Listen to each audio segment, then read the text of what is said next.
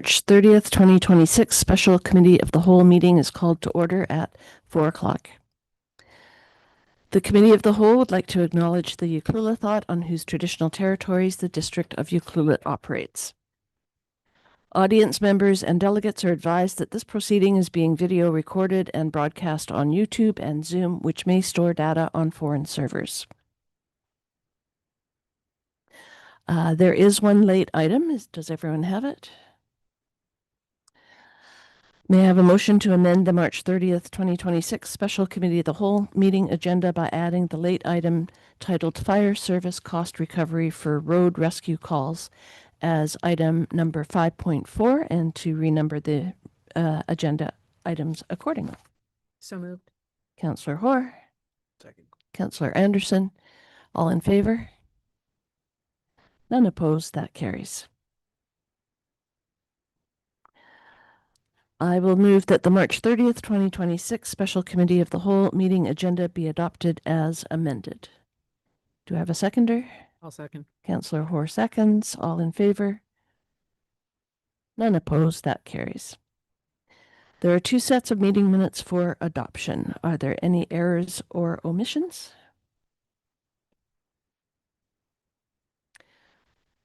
Seeing none, I'll move that the minutes of the January 28th, 2026 Special Committee of the Whole meeting be adopted as presented. Do I have a seconder? I'll second. Councillor Hoare seconds. All in favor? None opposed. That carries. And I will move that the minutes of the February 3rd, 2026 regular Committee of the Whole meeting be adopted as presented. I'll second. Councillor Hoare seconds. All in favor? None opposed. That carries. There are 4 reports on the agenda today. The first report is titled Fire Hall Location Study, and it will be presented by Rick Geddes, Director of Fire and Emergency Services.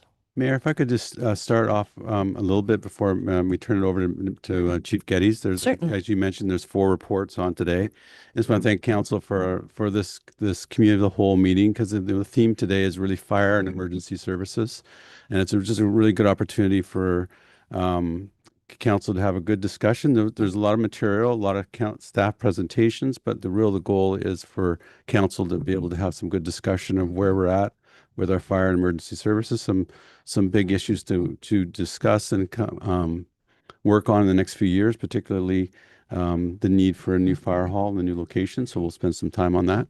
And then also, some of the issues of living on this side of the island and the services that the district provides, not only to the District of Ucluelet, but also to the surrounding area. And one that doesn't get talked a lot about is the emergency planning, particularly that Chief Geddes provides for the community, as well as the emergency coordination group that works hard on all that. So some good discussion on that as well. I do want to mention, as it came as official today, if you don't mind, Mayor, is that we are going to lose Mr. Geddes, Chief Geddes. He has accepted a new fire chief position for the District of Thompson-Nicola. So he goes from one fire district to overseeing 9 fire departments. So it's a big honor for Chief Geddes. It's a big loss for us. He's created an amazing team here, I believe, in the services that this community gets to enjoy, as well as the outlying areas. And so it's one thing, Mr. Geddes, very much, because he'll be here for another month or so, but we will be losing him. But we'll get to see a lot of him today, because he's going to have, once I stop talking, which will happen eventually, we'll get to hear him. So with that, I'll turn over to Chief Geddes. Also, Councillor Mafty is on his way. Oh, good to know. Thank you. And it's great to have all the fire-related reports on the agenda for one meeting. Worked out great. Welcome, Mr. Geddes. Thank you, Madam Chair, and thanks, Mr. Harding, for the nice words. Yeah, on to new adventures here soon. Tough decision to make, but it's we're excited moving forward. So it'll be a little different role, although a lot of similarities. And further to what Mr. Harding mentioned, a lot of the slides today we're going to see refer to the fire hall, but if we can think more holistically, that it is much more than a fire hall. It's our emergency operations center and the hub of anything to do with emergencies. Fire hall is just kind of what the generic name that we tend to use for it. So you'll see the term interchange, fire and emergency services facility / fire hall. We're obviously talking about the same. Same building here. A little bit of an agenda there for today's meeting. So our introduction overview where we are now, then we'll get into the fire hall location study. And then a review of the 2025 fire department activities. And then depending on council's appetite, perhaps a short break and then an update on the West Coast Emergency Cultural Safety Plan. And then a report regarding Councillor Noel's notice of motion regarding fire service cost recovery for road rescue calls. So, and please do interject anytime you have questions.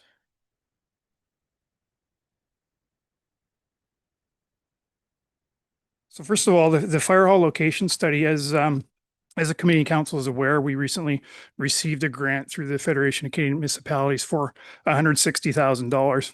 That's in addition to $100,000 that we had council had allocated a couple of years ago in 2024 for design of a new facility. So that puts us in a relatively good position to get all the initial studies and the design in place to move forward on a new facility. The big part of that, the next big part of that, of course, is figuring out exactly where that facility is going to go. So we do have some options, albeit limited. So today we're going to compare a couple of reports. You'll see the one on the left of the screen is the fire hall feasibility study that council commissioned in 2021 into 2022. And then 2025's fire hall location study, which dives a little bit deeper into the actual pros and cons of each site that's been identified. Bit of a timeline. Sorry. Did I hear something? No? You? Okay. Bit of a timeline here. So 2022 was the fire hall feasibility study. 2024 council allocated $100,000 for project planning and design, initial design of the fire hall. And it didn't take long to realize we're going to need much more than that. So we started seeking alternate ways of getting some money that we need. It was almost a 2-year process to do the Federation of Canadian Municipalities Green Municipal Fund grant out application, but we got there. And then just recently, a couple months ago, we got word that we were successful in that grant. Part of the conditions of that grant is having things such as a fire hall location study done. So we were moving forward on that regardless, but that's money we can reallocate under the grant. So, and then here we are in 2026, we've got the grant. Now we want to select the site and get going on the design work. So the previous feasibility study, as mentioned, talked about three major options or 3 topics. But the bottom line is that it recognized that our current facility is clearly not meeting the current or future needs in many ways. We won't go too deep into those needs here today. They're detailed in that report. So, but it focused on the options of a major renovation to the current facility, demolition and reconstruction on the same site, or new construction on an alternate site.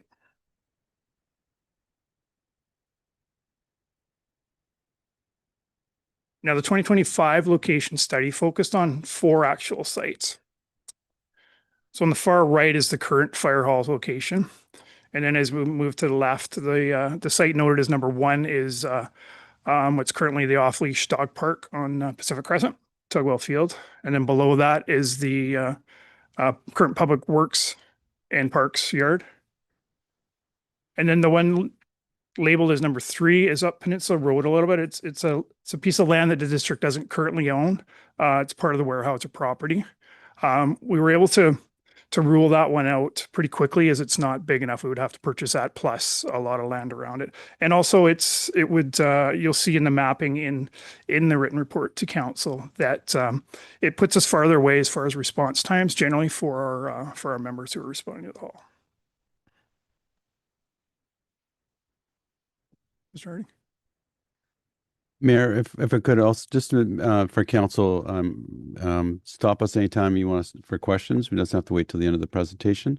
Also, Mr. Strain is online and may also jump in. He's built a few fire halls, and so he's been working with Chief Geddes on this later process and some of the feasibility components, and he's also available to answer questions, but he also may jump on and add some content. Okay, thanks for letting me know. It's great having Mr. Strain working with the district on this. As Mr. Harding alluded to, he was responsible for the new fire hall in Victoria. That is a very much a multi-purpose building, has some housing in it as well, and the new station in Nanaimo as well. So he has a ton of experience in this particular in the needs of the communities as far as emergency facilities. So the location study, the criteria that was being evaluated, it does discuss the site size and configuration because egress is very important, as well as the actual size of the property. Access to primary transportation corridors, of course. You don't want to have a fire emergency building buried deep in the community. You want to be able to be near the major arteries, so obviously being Peninsula Road. Proximity to locations of high fire call volume. And again, that mapping of our calls for the last 6 or so years is included in council's agenda package there. Proximity to our higher risk properties is important.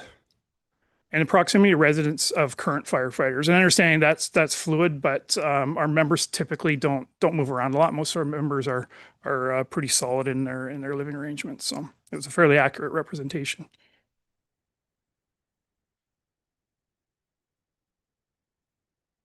And then working with a consultant, we sort of narrowed it down to 2 of the best candidates, and we'll discuss these further in detail as we move on. So the site of the current building, which is 1510 Peninsula Road and 1520, it's a double lot there with the UAC Hall, and then the site of the current Public Works and Parks Yard, which is 2070 Peninsula Road.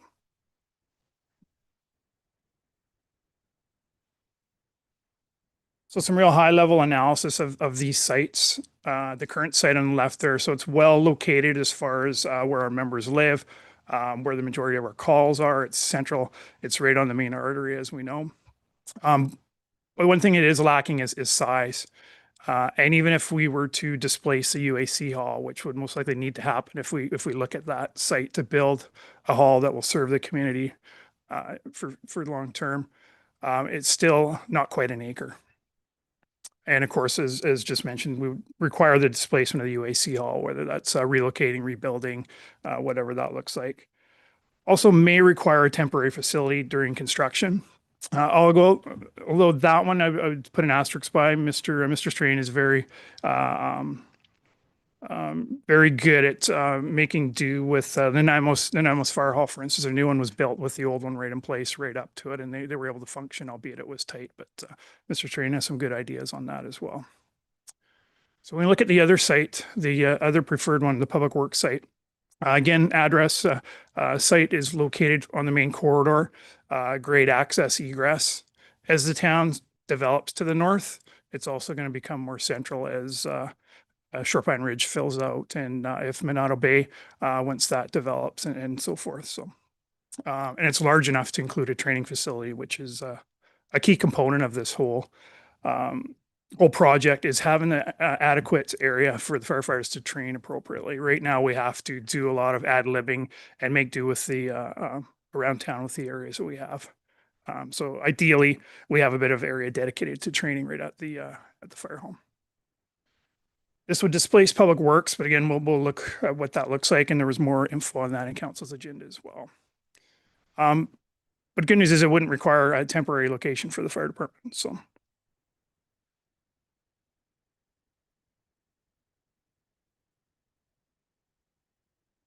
next steps, we want to explore and focusing on these 2 sites, which seem to be the best alternatives, although quite open to obviously council's opinion if they see other options. We want to consider options and costs for each and undertake preliminary analysis for both sites. So are they actually suitable when it comes down to it? And then develop preliminary drawings of both sites. And then lastly, seek council's decision regarding which site is the staff is proposing we move forward with. Mr. Strain, do you have any comments at this point?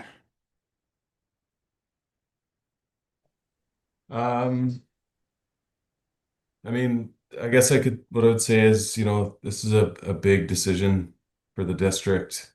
What we're mainly looking at is two very different sites in the Public Works Yard and the existing site. Uh, you know, there's a myriad of pros and cons for each.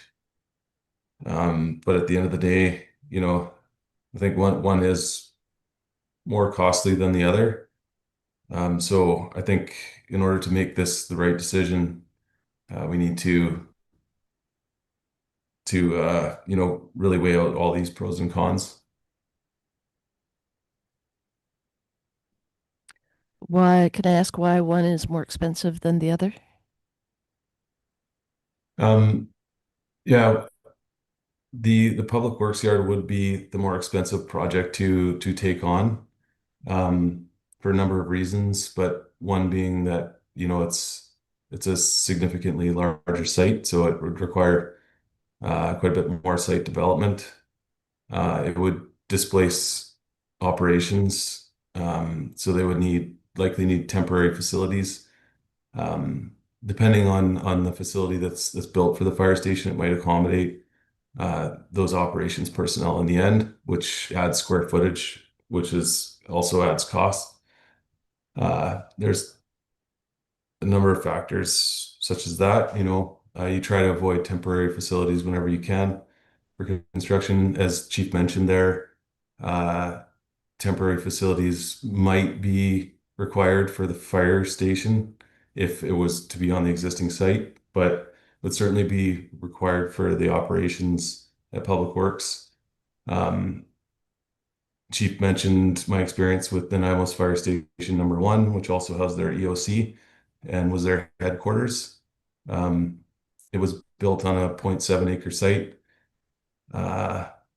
while the existing fire station remained operational throughout the construction. That could be an option that we could consider a little further here, which would also potentially avoid temporary facilities for fire on the existing site. But the UAC would have to be dealt with there. So that could be a challenge, either finding the property for that to be moved to, or potentially it would need to be dealt with in some other way. Thank you. On the summary page, page 158, it actually is saying that site 1 and 2 are the best, like they scored the highest. And so one was Pacific Crescent and the other was the Public Works Yard. Can you sort of compare those two as far as cost and accessibility goes? I guess that could be it for either of you. I'll defer that to Mr. Strain if I could. He's better versed in that area. So Pacific Crescent, the Tugwell Fields, is that the one we're Yes. referring to? Yeah. Yes. I think in terms of cost, that one would be a more manageable cost approach, because you basically have a blank slate. You wouldn't, like I say, you wouldn't have to first move operations entirely out of the way, off the property, essentially.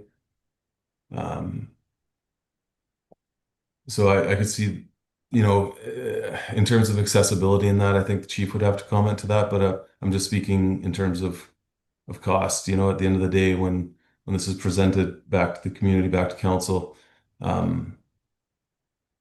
there's going to be quite a cost difference, I believe, between the two different projects.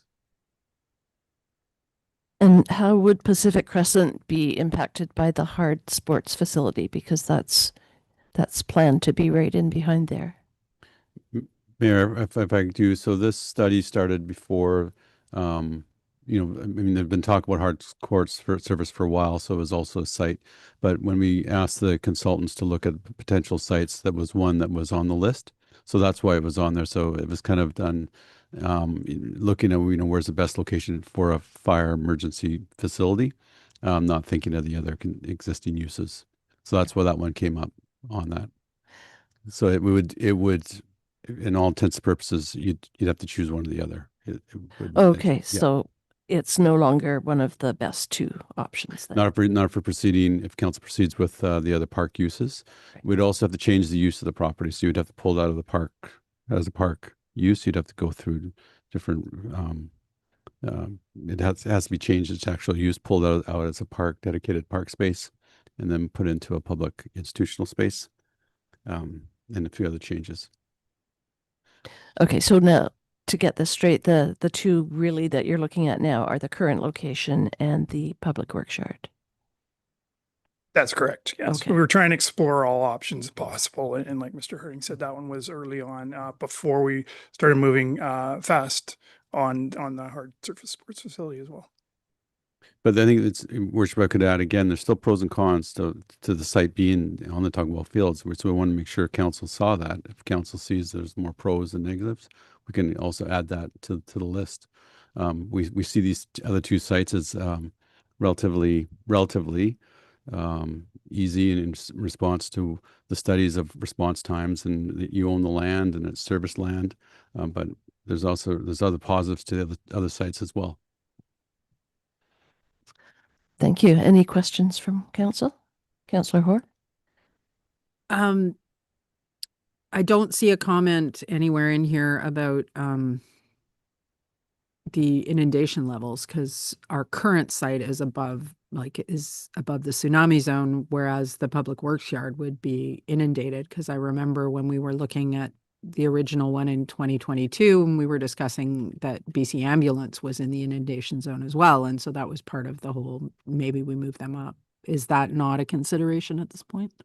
Because Yeah. this would be our EOC. So it seems to me. Yeah, through the chair, that is a consideration. Right now, the front of Public Works is about 18 meters elevation. So the fire hall would be set back a little bit. It would be closer to that 20-meter line, which is a big line in emergency. That's kind of the number that was established before I got here as the inundation zone. But in talking to other emergency managers in my world, that's a pretty significant height. So I feel confident that that location would be safe.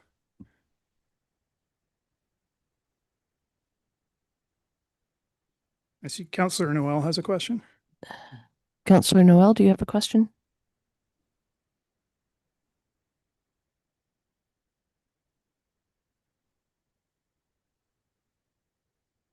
I think you're muted there, Councillor Noel. Do you hear me now? Yes. Okay, thanks for saying that, Chief. When you're looking at the public works yard, were you guys taking in account the district-owned lot on Forbes Road access is directly behind, or were you just focusing on the Peninsula Road property itself? Yeah, through the chair. Yes, we were. There is a access on Forbes Road near the storage facility at the top of the hill. So we were considering perhaps an access through there as a possibility for Public Works if they were to move back deeper into that property. Does that make sense? Yeah, or the fire hall, the possible fire hall going on that Forbes Road, because we just talked about as Councillor Hoare mentioned, the 18 to 20 meters. But you guys did look at that property when you were kind of doing the study as well? Through the chair, yes, that's correct. One of the big issues with the fire hall, if we were to locate it on the Forbes Road side of Tugwell, is access and egress, especially now that Forbes Road has been punched through and it's going to get a lot denser with population. So to have fire trucks racing through there and firefighters come in the hall. So but we did note there is a district right away for access. Okay, yeah. I was just, whether a new possible fire hall could be put on that back lot and an access road from Peninsula, so you'd still have access. You just your main emergency access. Anyways, I just want to make sure that was reviewed and which it was. And I just want to remind those structures that are currently in Public Works yard, they're all temporary. Everything's just on lock blocks. Nothing in that piece of property is permanent. I'm nervous about UAC Hall, although it's at its 100-year mark. It does provide value in the community, and if there was an appetite to go to the existing piece of property, I would just really encourage that we'd have to maybe make that a multi-use building, wasn't just the fire hall services. There could be some other services are provided in there, i.e. ambulance, et cetera, et cetera. I know it's very early on in this. I think it's exciting it's here. We're talking about it more publicly rather than just behind closed doors. I'm okay with either one of them. I'll leave it for staff to tell us what's best, but I think we have two solid options before the community, existing or down towards Public Works Yard. Great, thank you. Great. Any other questions or comments? Councillor Anderson? Just a quick follow-up on this one. This one might be more for Mr. Strain, but is there a backup location for Public Works at this point? Is that So, Mayor, I could answer that question. And again, today is really introducing all these different options. So no decisions necessarily be made, although one of the recommendations for staff is to come back with some more detailed pros and cons, costing implications for the 1 and 2, if those are the ones the council would like us to explore more. And to answer Councillor Anderson's, the Public Works would have to be integrated into the current site somehow. And so, as Councillor Noel mentioned, those are temporary buildings, but you'd still need to either incorporate Public Works into the new building with some space or separated space so that we could build the fire hall space. So there's some options to come back to council if that's the desired location. There is we think some benefits of mixing those two uses together in some shared space. But then again, they're also two distinct uses. So we'd have to keep those in mind too. And if we come back, we can come back with some more detail on what some of those constraints would be. Right. But that would be the Public Works site. There is no other location at this point in time for that.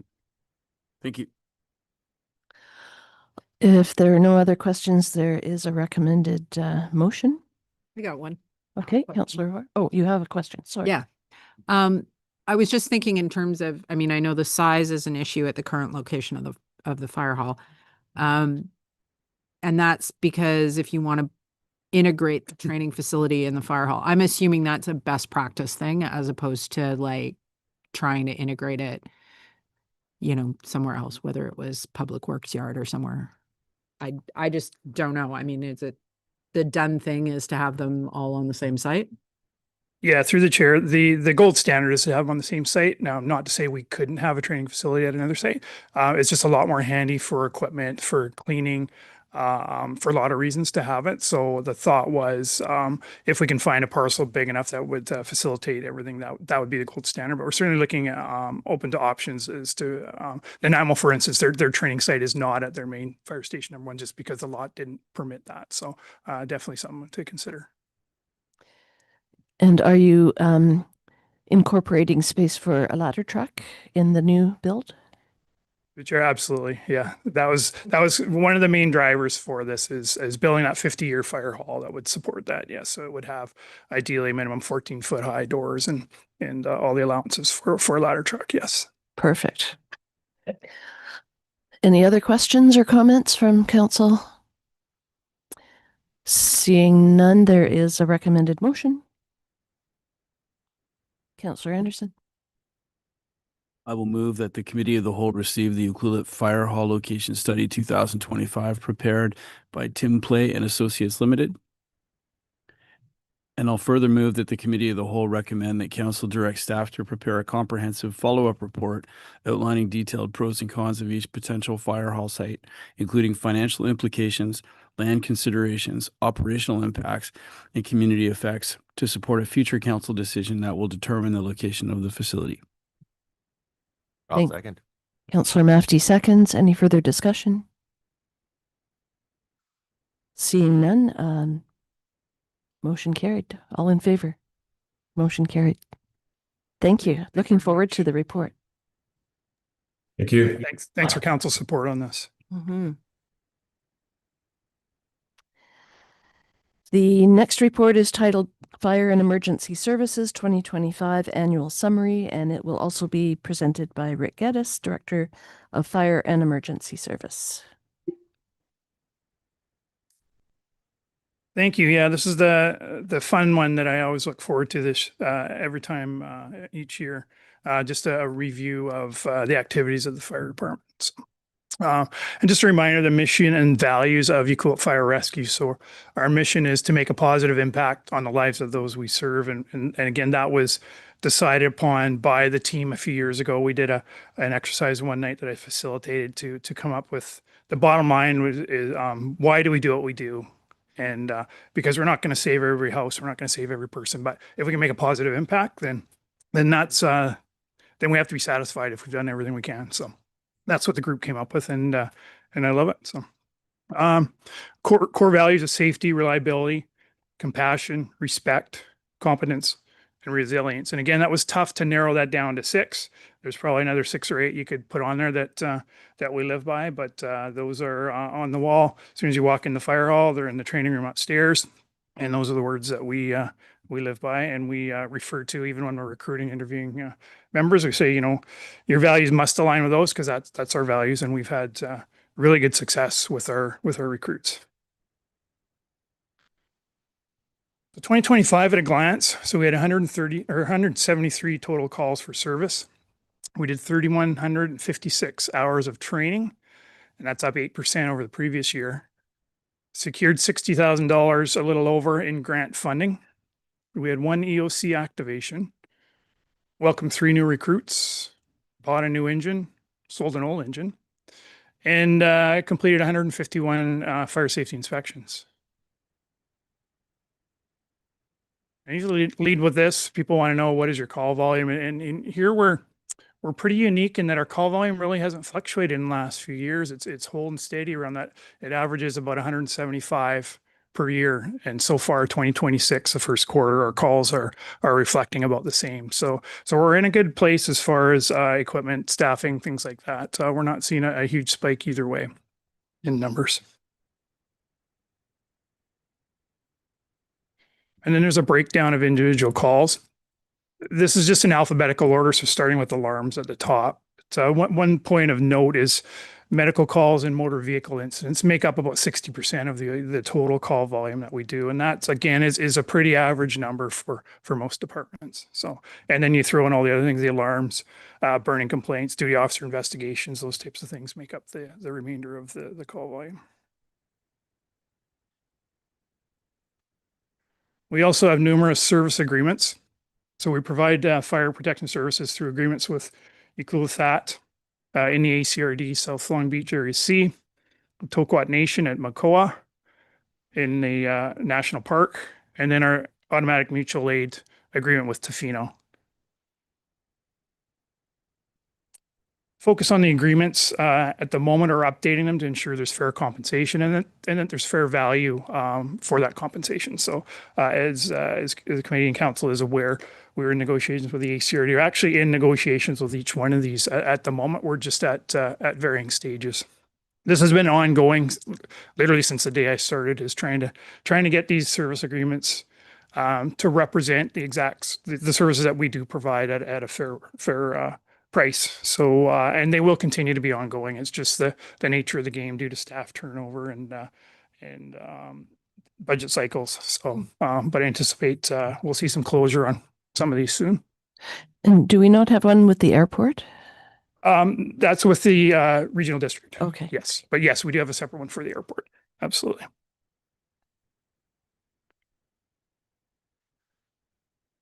So one of the grants we got last year, one of the UBCM grants, was for $35,000 and change. Allowed us to buy 5 sets of turnout gear valued at $18,000, and that's just the gear, pants, and coat, which is about 3,500 sets dollars per set. So quite a significant cost. And then you add in a $500 helmet, $800 pair of boots and gloves, and it adds up pretty quickly to outfit our firefighters. Thankfully, we outfit them with very good gear, which I've always been a proponent of wearing good gear. Nothing more important than the safety of our team. So thankfully, we've been able to do that. These grants have been a big help. On that skid there in the picture, that was the other part of that grant. So we bought some new nozzles, some new fire hose, rapid attack monitor, which is that device laying at the bottom of the screen with the orange strapping there. And what that is, that's a very expensive piece of equipment. That was about $9,000 alone. So not something that we would typically put in a normal budget cycle, but a very nice to have. And for a grant, I thought that was a great use of that. And this is a tool that is just amazing. It can pump 500 liters or gallons per minute. We can run it without having to be staffed. So once we deploy it, we can aim it at a house and then continue on operation. So I have a lot of experience with that particular tool in my previous life in the Alberni Valley. So I saw it as a good opportunity to get one down here, and the crew has really embraced that. Hoses and nozzles are also, you might not think there's a lot of science involved, but there actually is. The hose, we're now using a larger diameter hose, which allows us to move more water. But we're also using less water with these new nozzles. They allow us to do the same thing at a lower pressure, which is great. But the downside of that is if you're using a lower pressure, your hoses are more prone to kink. So these latest, greatest hoses, which are better for friction loss, so we don't lose as much water along the way.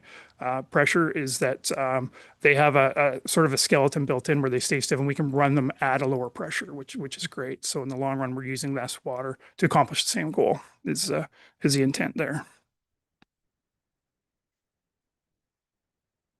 We also secured funding to replace the Amphitrite Road tsunami warning system. So now I'm very proud to say that we've replaced both systems, the Cedar Road and the Amphitrite Point, and that was the entire project was 100% funded through UBCM grants. The total cost is $64,900 and change, and that was over 2 years. So we should get many years out of those towers.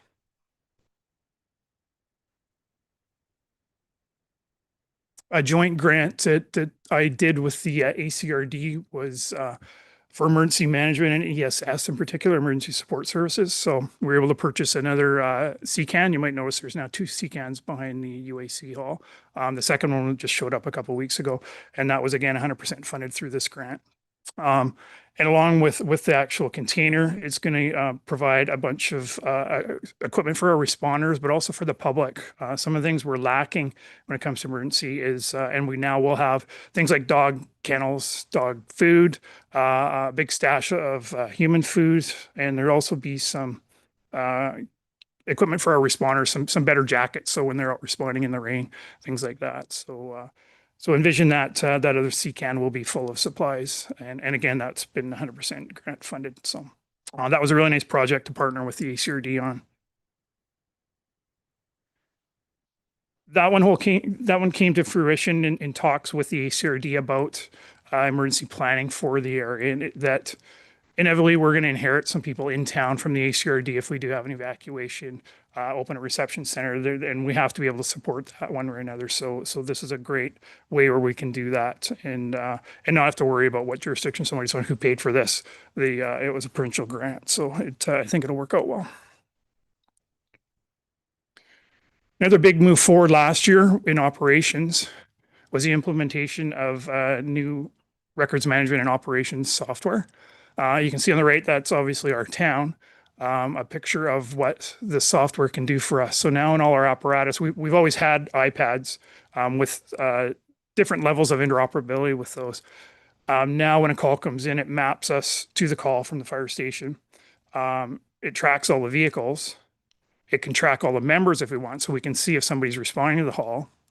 But it also, it's one encompassing software program. So our fire inspections talk to the fire pre-plans, and they all show up on an incident that now when an incident happens, it shows up as one event, and it just has an amazing amount of information at our fingertips now.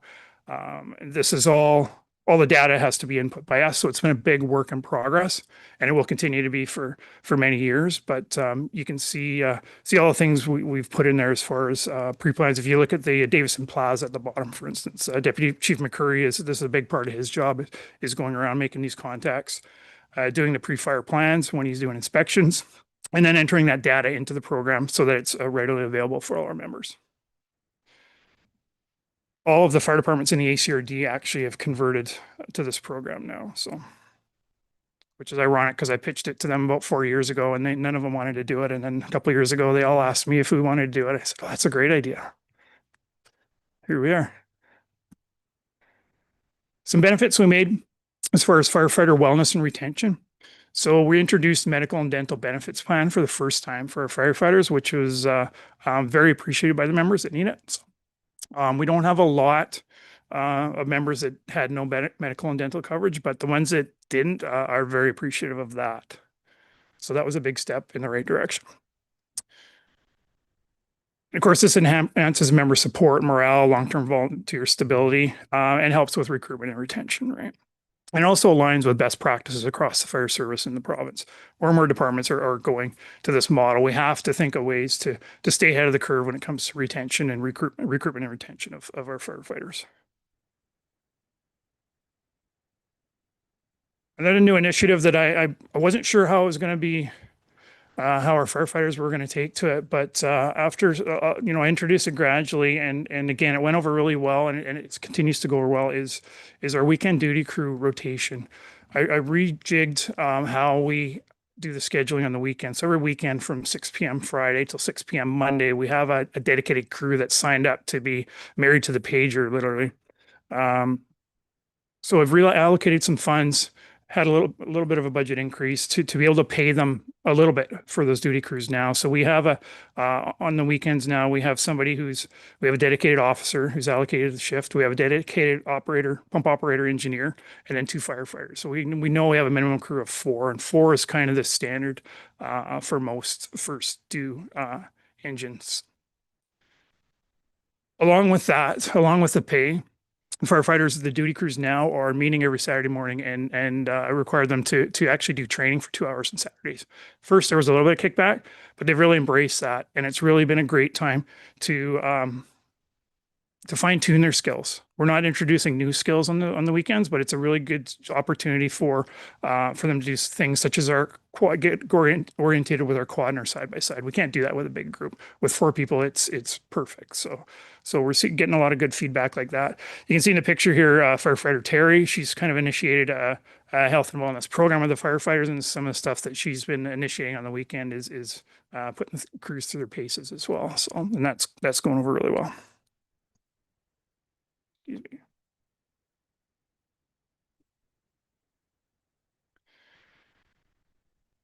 And of course, the big purchase, Engine 3. So we retired Engine 2. Ukulithat, we sold it to them. They were looking, they're really trying hard to reestablish their fire department over there. They have an emergency manager that's now been in place for about a year, really trying to get their fire department going again. And they reached out to me and I felt this was a really good way to again, help with the relationship building, maintain that. But also it gives us another resource when we're fighting a fire in Itatsu, which has happened a few times in my time. So now we do have a vehicle over there that our firefighters are familiar with running. So it was a win-win.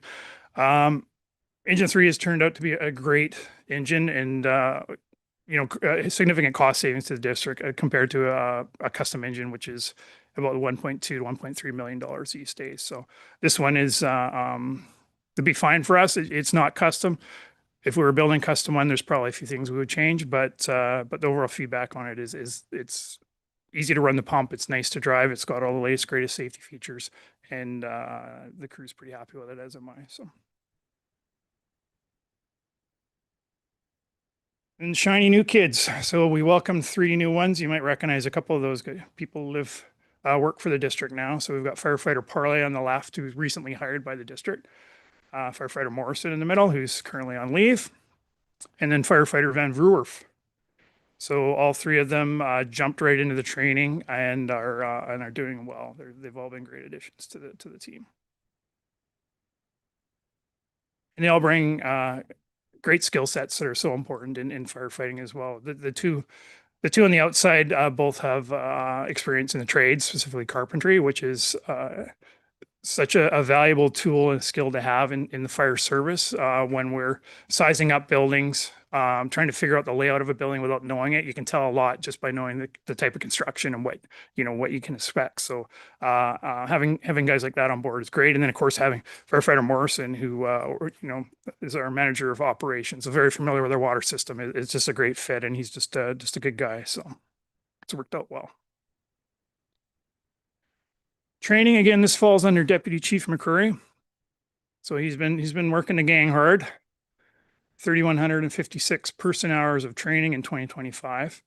And that's up a little bit over the previous year. And that's equivalent to 131 days of solid training, which is pretty good.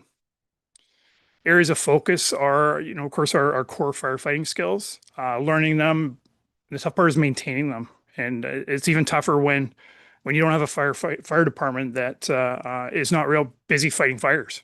Right? That's a good thing, but as far as keeping your skills sharp, it's tough. And without a proper training site, it becomes even tougher. So, but for Deputy McCurry is doing a great job of doing the best with what we have. So, officer development, of course, is succession planning. We're working on that constantly, trying to get recognized early on in their careers who might be a good fit to be in a leadership role within the fire department.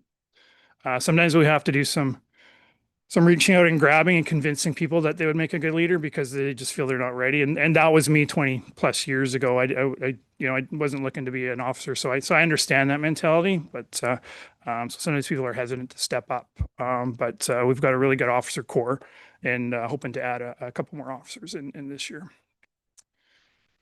We've really solidified our apparatus engineer training program. That's all in-house again. So we have driving instructors, and a big part of driving is also operating the pump, and it's just as big, if not bigger. So not only do you have to negotiate the apparatus, you need to know how to run that pump. It's part of the job. So we've been busy certifying our members in that, and that's a first for the department as well. It's been a long time coming, but we finally got there in 2025.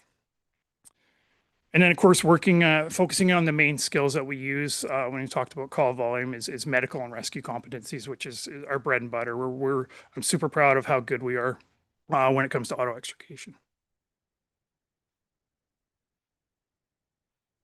And just a few pictures of some of the training events we're doing. So on the left there, Lieutenant Clayton is working on some of the first responder scope of practice license upgrades that we've initiated. So I've been able to teach those in-house, which is works out well. Hopefully my successor will be able to do that as well.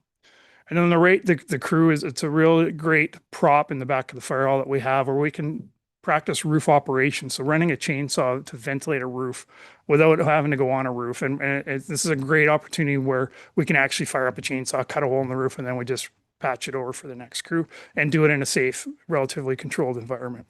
So we're having good success with that little prop such as that. And that was all built in-house as well, so with our members.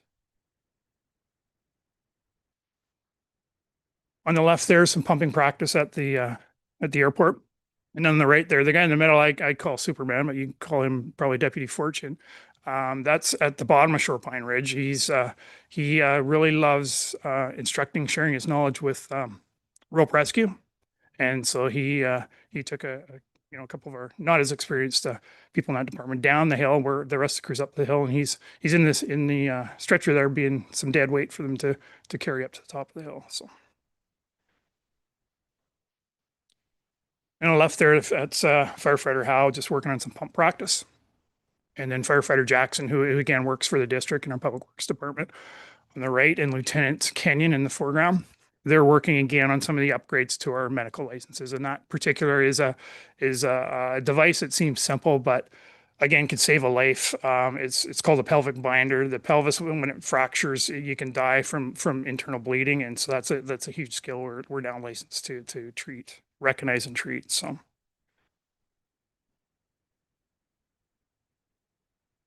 On the left there, when I got this picture sent to me, I couldn't help but laugh. So that's Lieutenant Kenyon and Firefighter Howe. They're actually going to Vancouver. They're on the ferry. They're going over for a weekend course.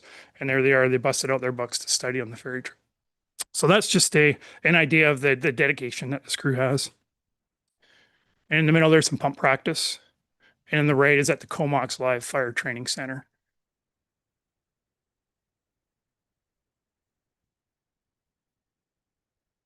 And again, some more rope rescue. And then on the right, again, you can see Deputy Chief Fortune in the background. That's a weekend duty crew, and they saw some young kids with a lemonade stand and thought it'd be nice to stop by and say hi to the kids with the truck and buy some lemonade. So that's the kind of people we're attracting, which is great. We continue on our theme and training with joint interagency training with Tofino Fire. and BC Ambulance Service in both towns. So we focused 2025 on airport operations. So whether it's pumping on the top, or we did an MCI mass casualty incident mock scenario on a Tuesday night on the bottom there.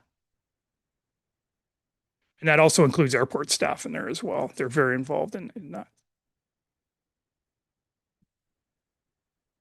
And then some ongoing training and maintenance things that we're constantly working on. So our weekly Tuesday and Saturday training now, NFPA 1001 Firefighter 2 evaluations, fire officer development. So that's under NFPA standard 1021, apparatus engineer pump operator certification, live fire levels 1 and 2. Not only do they have to go to Comox once, they have to go twice as part of the certification process.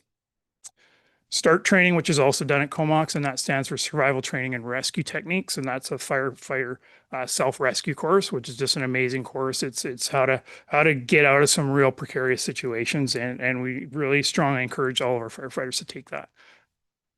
And then, of course, the medical scope of practice license upgrades.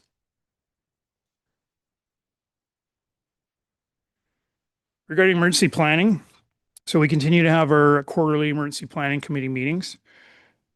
It's a forum for interagency collaboration and information sharing amongst different agencies. Discussion focuses on the 4 pillars of emergency planning, so mitigation, preparedness, response, and recovery.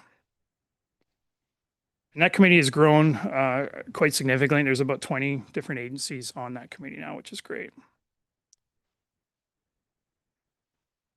We did have one emergency operations center activation this summer, you may remember.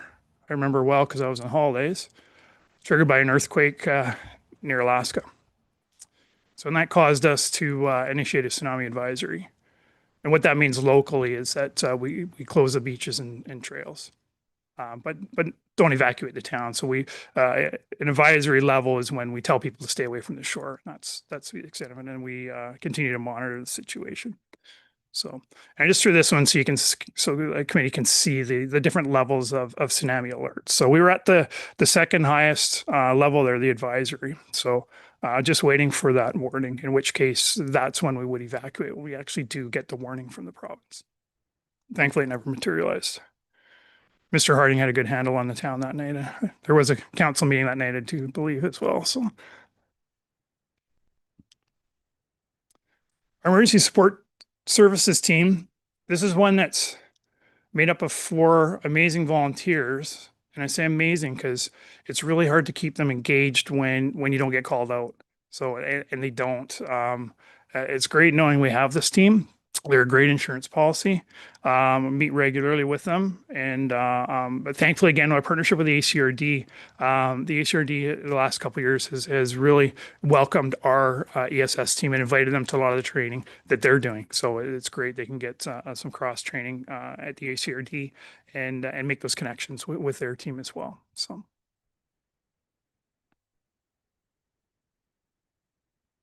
Fire prevention, public education. Again, this is Deputy Chief McCurry's world. So he completed 151 fire safety inspections, which is a great number. That includes things like short-term rentals, not only just the main stores and businesses in town. Short-term rentals are one of our biggest concerns because of the amount of them in this town. We want to make sure that they're done safely, and we've got really good compliance, really good buy-in from the business community. Created 48 pre-fire plans, and again, those get uploaded into the software that speaking of First Do, and those are a huge hand as the incident commander and the team arriving to a call, so that we have contact information on that building, even if it's just an alarms call. Now we can look on there and see who the main contact is and call them, advise them their alarms going off, or if we need other support. So and it also shows us the layouts of the building where the hazards are. They're all labeled. Completes 7 tours of the fire station through different various groups throughout town, and 7 fire extinguisher training sessions for local businesses groups. And that was again Deputy Chief McCurry's world. A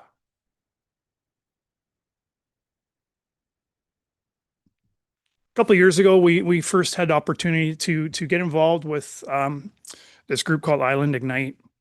And I spoke to them about Island Ignite last year, and it's a group started by women firefighters in the Lower Mainland, and then they branched out onto the island. And it's a group that really tries to empower youth, specifically female youth, and encourages them to pursue the fire service as a career. And other jobs where females are still the vast majority.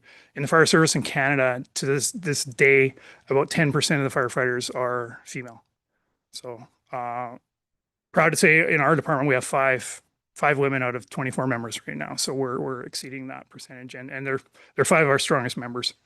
But so last year, local youth Caitlin Midlane was wanting to attend this this program in Victoria, so we sponsored her to go down there. We brought her up to practice one night, and specifically to hang out with some of our strong females in our department and get to see what it was all about. And then she got to spend a fun weekend in Victoria of going through drills from fire training officers. Firefighters Association also has the ongoing Sandy Henry Jr. Memorial Scholarship, and Sandy Henry Jr., those who aren't familiar, was a member of our fire department. He was our training officer, and he died in an industrial accident in town. And so the association established this bursary to go to a local high school student in his name. Originally, the bursary was for $500, and then last year the association decided to boost that up to $1,500. So 2025 was Reed Galloway was the recipient. So I may recognize that name. Reed's dad used to be in the fire department and again works for the district, Paul. And so Reed is in his second year of the electrical apprenticeship program at VIU. So it's nice to be able to support him out. And they also support a young lady who plays high-level lacrosse in Nanaimo. I won't mention her name, but you can see in the back of the jersey there, Euclid Firefighters. These are different ways that the association can give back to the community and in perhaps non-traditional ways. But it's really nice, and that's what the association does when they're all raising money. These are the types of things that it goes to. You may have heard of this promotion. It went over like nobody could have imagined in a great way. These calendars sold out in a hurry. You might be able to see there, that's Firefighter Lounsbury. So that also known as Mr. January. This is the way to showcase our firefighters in their real life, some of the talents that they have, and it went over really well. So at the top, there's a little bit of story about Firefighter Lounsbury. He's a millwright by trade. Again, another great skill for a firefighter to have, and he loves to build motorbikes, break them down, build them, and he's always tinkering. So that's one of the great skills that he brings to the table. And again, just an example of the amazing people on this team. My wife and I were shopping just before Christmas, and the lady at the till said, Chief, can you sign my calendar? And I was confused, but the crew had been going to the co-op on Friday afternoons leading up to the year end and signing calendars and selling them. And I explained to her that I wasn't in the calendar. It was the members. And she said, oh, that's fine. I want to send it to my niece in Edmonton or something. So I thought it was pretty funny. And that's when it really hit me that they created a monster with this calendar. So looking forward to even bigger and better for this year's calendar. We'll see what it brings. We had another opportunity to give back with the replacement of our breathing apparatus last year. We ended up, this is all our old apparatus, was maintained very well, but just like fire engines, it comes to a certain point where it's not serviceable and doesn't meet Canadian standards. So what do you do with it? I got a hold of Firefighters Without Borders, which is a nonprofit society that takes old equipment, old apparatus, and equipment such as air bottles, and donates them to communities across Canada, but also a lot of South and Central American countries. So we were able to donate these through Firefighters Without Borders, our old air breathing apparatus, to Mexico. So they're going to go to a department of Mexico that can really use them because they have nothing. So these things will still work. They just don't meet standards, and that's why we had to get rid of them. So it's a good way to to keep it out of the landfill and help out our brothers and sisters that don't have as good equipment as us.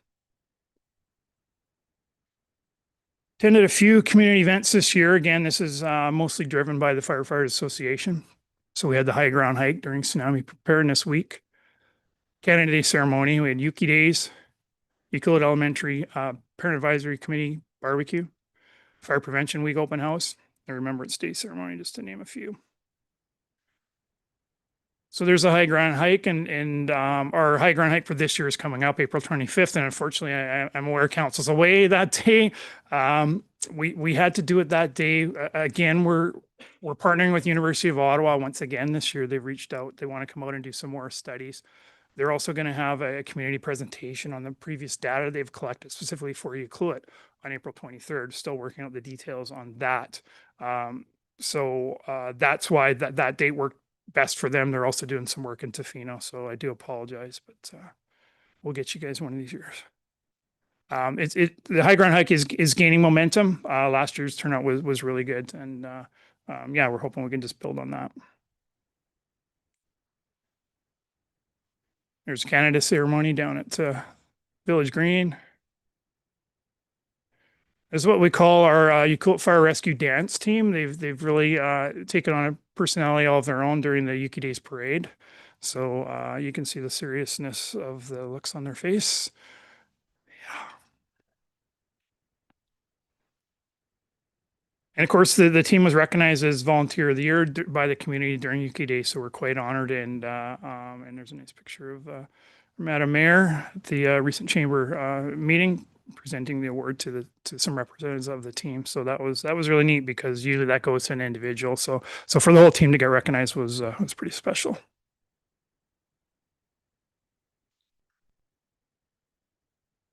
There's a delay on my computer. Sorry, I have pushed the button. Yeah.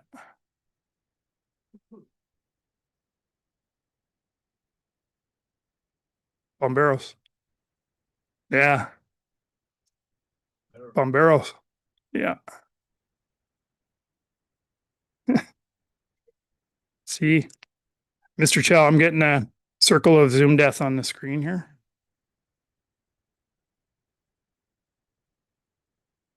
Excuse me.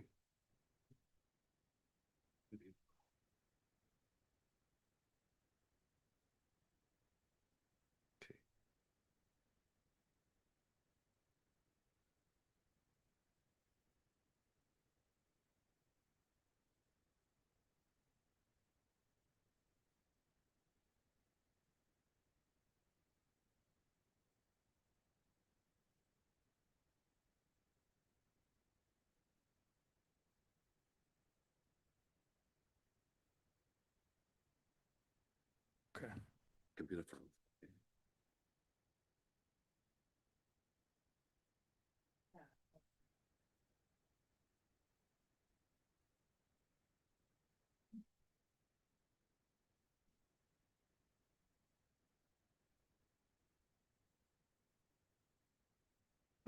Madam Chair, just speaking, Mr. Chow, be a good time for a recess if committee has desire. We were going to take a small recess after this. We're near the end of the annual report, but it'll give me a couple minutes to get the IT figured out if that's appropriate. So you need a recess now to Yeah, figure this if we out? could. Yeah. Sure, yeah. Thank you. 5 minutes. Okay.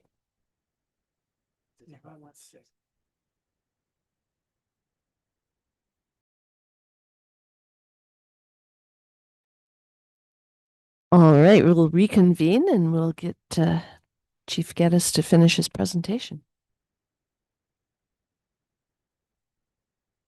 Great. Thanks, Madam Chair. So yeah, just a few more pictures and we're done with this. This was at the pack barbecue here. Just you seen how the kids are enjoying being dressed up as firefighters, and it's always a good time that the team looks forward to, and the kids do just as well. This one here, I'm not sure if Firefighter Russo is flexing his muscles or if he's teaching these kids to dance. Hopefully he's just teaching them to dance. I believe he is, but he's got them engaged regardless. Had a very successful open house during Fire Prevention Week, and there's Firefighter Morrison speaking to some kids and overseeing one of the drills that we were demonstrating.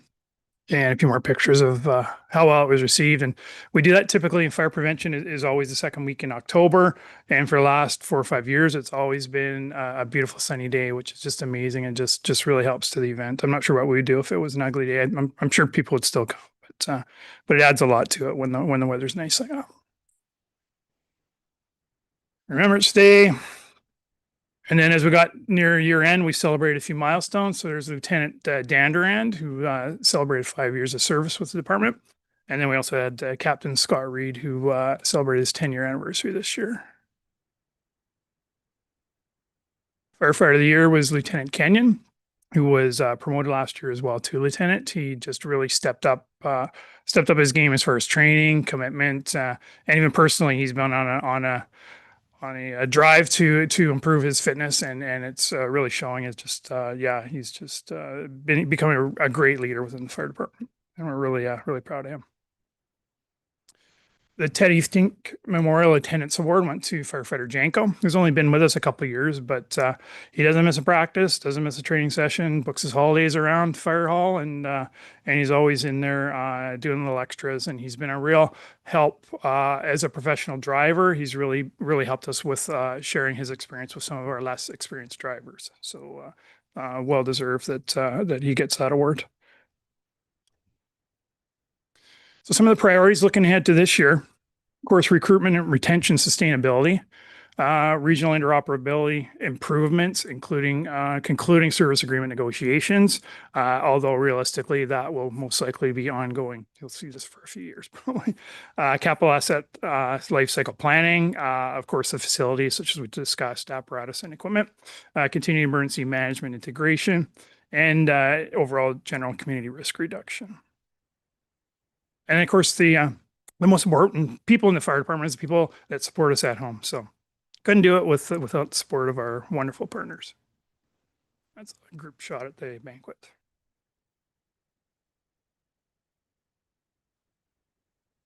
Happy to take any questions from councilor or committee. Thank you, Chief. I'm proud to say I have a fire department calendar in my office. Look forward to the next one. Any comments, questions from council? I do believe that calendar went to 3 of my cousins. So, Christmas presents? yep, Christmas presents. We tend to trade calendars, so it was really cool that, I got to give them the firefighter one. They all thought that was great. So, Thank you. Yeah, it was turned out to be a hot commodity. So the team did a great job of that, and that was 100% the Firefighter Association. So. Yeah, no, I'll do a quick comment. I don't know if I'm going to get a chance to thank you publicly for all that you've done. And I know how much you've worked with so little too. And being on council and being able to go to UBCMs and things like that, you really learn like how tough it is as a volunteer force and how things have changed over the years with training and how tough it is. And that was a huge eye opener for me to realize how much you were accomplishing with your team based on how little is dispersed by the province. And I just hats off to you for doing what you've done and just I mean everything. There's so many improvements that you've done, and you've got the team to where they are now. So yeah, I wish you good luck going forward, and I hope you have big shoes to fill for the next person. But I just wanted to thank you for all the years of service. Thank you, and thanks for the kind words. It's really has been an honor to serve this council. Thank you. Councillor Mafty? I'd echo that, and on the note of big shoes to fill, I think the flip side is looking at what you've accomplished in your time is hopefully going to make it that much easier to recruit and to attract top talent that wants to come into a situation where obviously the house is in order and you've got a motivated group of people and a community that supports the fire department. But obviously you've been instrumental in doing that, so a huge thank you for everything you've done, and I wish you both the very best in your new life in the interior. Thank you. Yeah, and I'll be definitely supporting Mr. Harding in the search for a successor. And as when I do have some other fire chief contacts out there, and so if I can help in any way, that was always my goal. So thank you for recognizing that. That's the old leave it better than you found it. So appreciate that. Yeah, thank you so much, and good luck with your move to Kamloops. Thank you. Yeah. There is one recommendation for this report.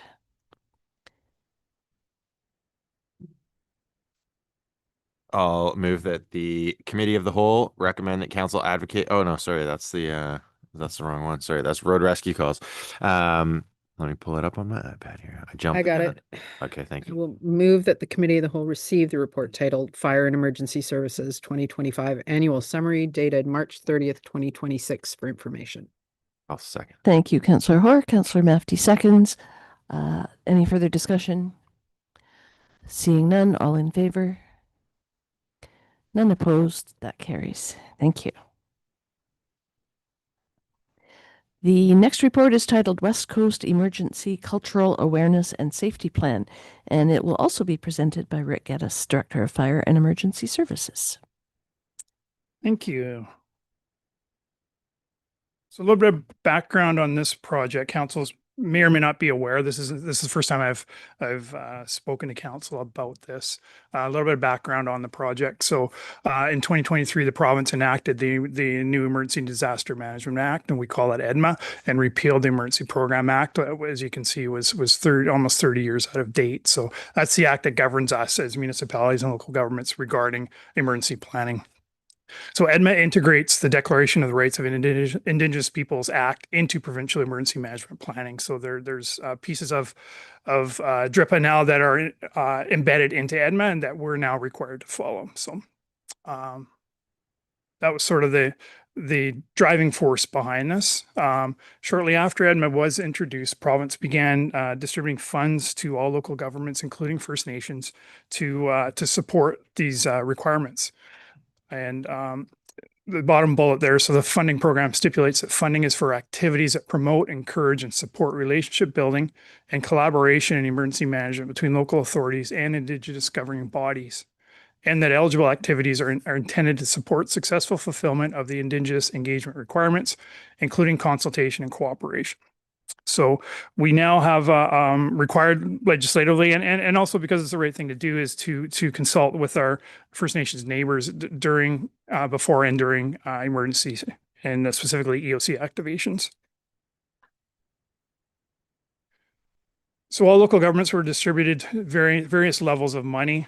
The district, I believe, received $40,000. Don't quote me on that. Right around that. So regionally, emergency managers, we talk a lot. We meet regularly, trying to figure out what we might best use this money for. And it's not money we had to apply for. It's just that the government said, "Here's some money, but you got to use it for this." So after several meetings regionally, we decided that what about a regional cultural awareness program guide and cultural safety guide. And what that will do is in a time of during emergency, it'll tell us, give us some guidance as to what's going to make our First Nations neighbors feel more comfortable. What are their needs as far as group lodging, reception centers specifically, and how we can incorporate their needs into holistically into what we're doing. So all jurisdictions within the ACRD were invited to participate in this project, as much or as little they desired, and as much or as little financially, and as much as or as little in the entire oversight of the project. So the goals of the project were to enhance cultural awareness, develop a regionally unified, culturally safe emergency management framework, and enhance inclusive, respectful, and effective communication across all partners and communities. So participating partners include the ACRD, who we sort of delegated to lead since they were the common thread amongst all the agencies. City of Port Alberni, District of Tofino, District of Ucluelet, and then the following nations from the area. So Ucluelet, Toquat, Huayet, Uchucklazat, Suchat, and Uchucklazat's on there twice. You can note that there are some omissions as some of our nations chose not to take part in the project, although everybody was given the ability to and offered it.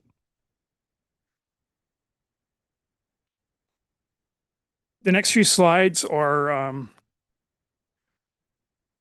once they pool all the money, figured out a budget, hired a consultant regionally through the ACRD. They put it on an RFP after several meetings of representatives from all the agencies to figure out what the goals of this project are and get them in paper.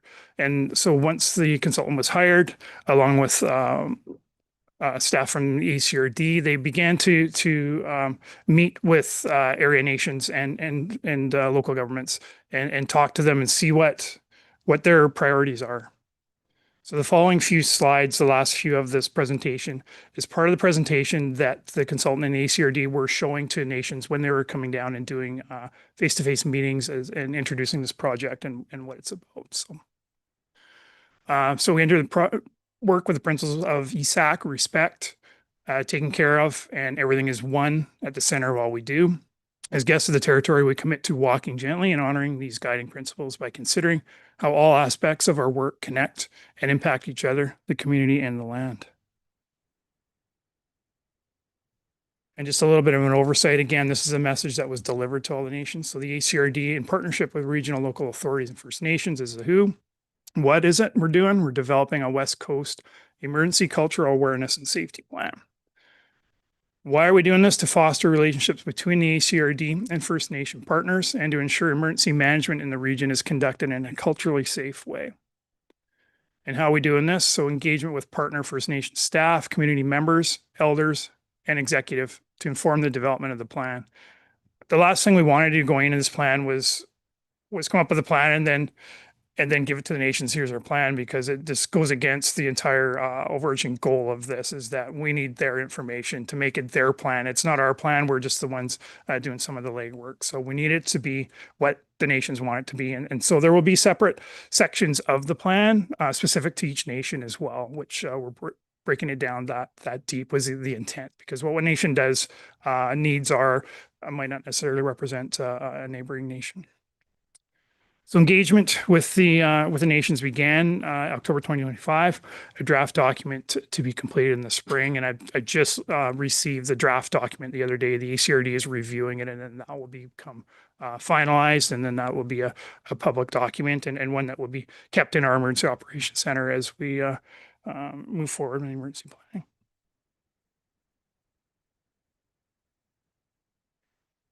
So during these engagement sessions, staff of the nations were consulted, leadership, executive, elders, community members at large. There was open houses. There was an online community survey, and then key interviews with people that had some specific knowledge of cultural activities that would be particularly important. Themes for these discussions include emergency preparedness, communications during emergency, and response and recovery, and what evacuation and reception centers might look like to support their cultural needs.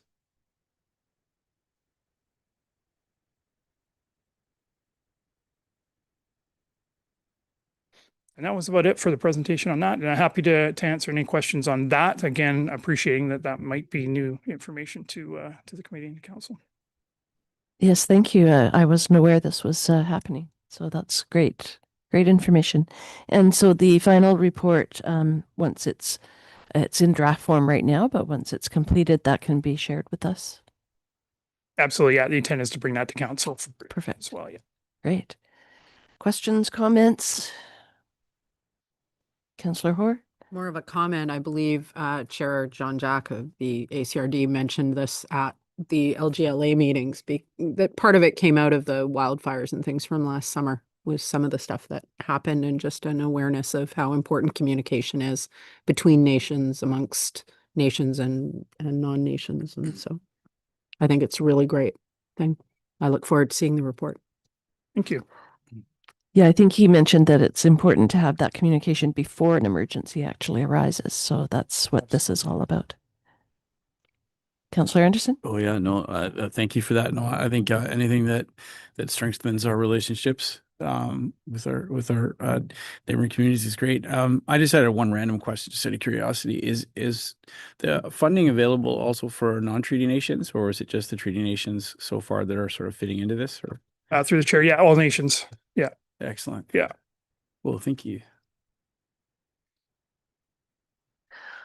Seeing no other questions or comments, there is one recommendation.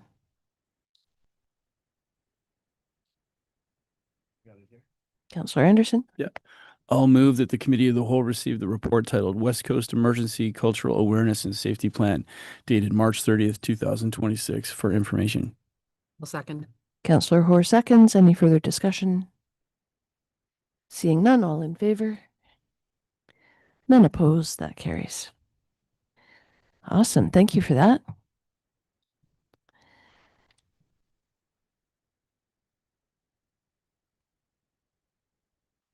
And the last report is titled Fire Service Cost Recovery for Road Rescue Calls, and it will also be presented by Rick Geddes, Director of Fire and Emergency Services.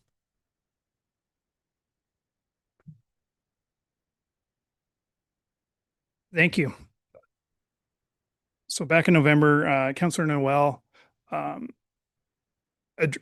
brought forth the following notice of motion. Happy to read it if you'd like me to, Madam Chair, although it's small from here.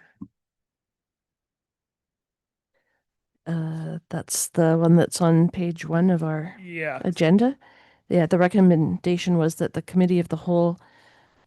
Oh no, that's what we're going to recommend after you present this. I can read it out of my agenda package if council's okay with that. Sure. So at the regular council meeting, November 11th, following notice of motion was made. So provide a 5-year breakdown of all motor vehicle incident and road rescue calls, including location. Identify all compensation received, ICBC, Ministry of Transportation, et cetera, for road rescue deployment. Compare the actual cost of delivering the service to the revenue received. Provide options to improve cost recovery through updated agreements with applicable agencies, and provide recommendations to ensure long-term sustainability of the fire department's road rescue operations and future capital requirements.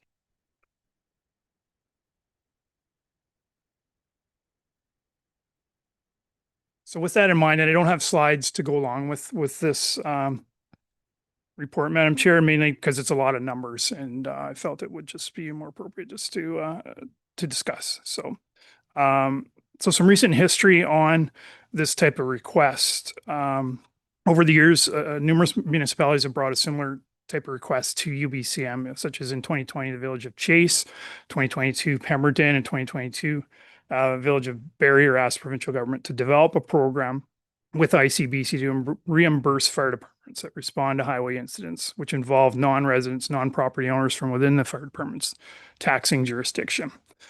So far to date, there's been no improvements in how we are reimbursed for attending these calls. There's a breakdown of our calls attended since I've started working here in 2019. So as comparison, in 2019, the district Coquitlam Fire Rescue attended 20 out of jurisdiction road rescue calls, and we claimed back $10,445. And you can see how the numbers slowly go up over the years. Last year was our busiest year. As you can see, ever 2025, we attended 36 motor vehicle incidents and claimed back $28,000 from the provincial government for our attendance at road rescue calls. And then the next page has the mapping of all the calls during that same period, so 2019 to 2025, which you can see is basically all the stars almost form a line along the highway. And that's pretty accurate. This is based on GPS coordinates, as well as some off-highway calls that we have attended in those years. So there's probably half a dozen or so that are on logging roads, et cetera. And we go, just a reminder, we go up to the airport, to Airport Road, and then Tofino does north of that. And then we go east towards Port Alberni to about the zip line, although oftentimes we're required to go further if we haven't found the incident. So to figure out what it actually costs us to attend these calls, it took a lot of math, and that's why it took a while to get this information back in front of the committee and council, because I had to figure out what exactly is it costing, and I shouldn't say exactly. These are the best numbers I could come up with a certain degree of confidence. So knowing what our main rescue vehicle is, the mileage it gets, so how much it costs per kilometer. And then equate that to the time during these calls, because we don't track kilometers when we attend these calls. So then I had to convert back to the average distance of a call that we attend on the highway, but also take into account the time on scene. So there was a whole bunch of numbers I had to throw in there to come up with these numbers. Happy to break down any of these numbers more thoroughly if you require, or we can move on to the good stuff. Also factored in there, the fact that on approximately 75% of our road rescue calls, not only we send our rescue truck, but also a command vehicle, whether that's the truck that I typically drive or the other truck that stays at the station. Very similar trucks, so wear and tear, mileage, very similar on those two trucks. So 75% of the time on average, there's one of those vehicles that we account for on these calls as well. And also accounting for the fact that our rescue truck is staffed mostly by volunteers. So there's no wages involved in there, which works in our favor a lot, because if you go to bigger municipalities such as Port Alberni, Nanaimo, they're staffed with unionized firefighters, and if they're at the end of the day, then you're looking into overtime and crew callback to replace the crews that have gone out.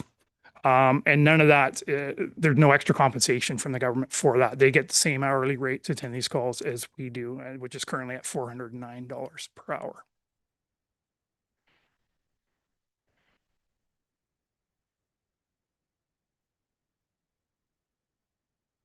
So after all the math and averaging out how long it takes us to get to each call, basing that on an average speed, I put in a 70 kilometers an hour, which I feel is a safe, excuse me.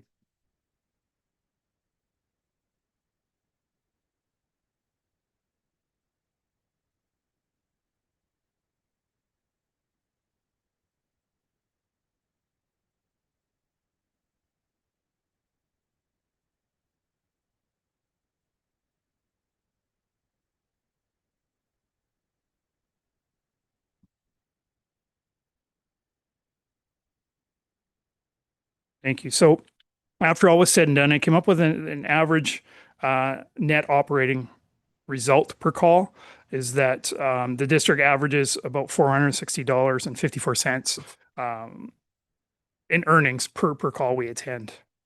Again, that's just based on a lot of assumptions, but a lot of the best science that I could come up with. So as far as options for billing back, tough to bill insurance agencies. Currently, there is no path for municipalities to do that. I would encourage council, if they wish to pursue that, and encourage the government to go that route.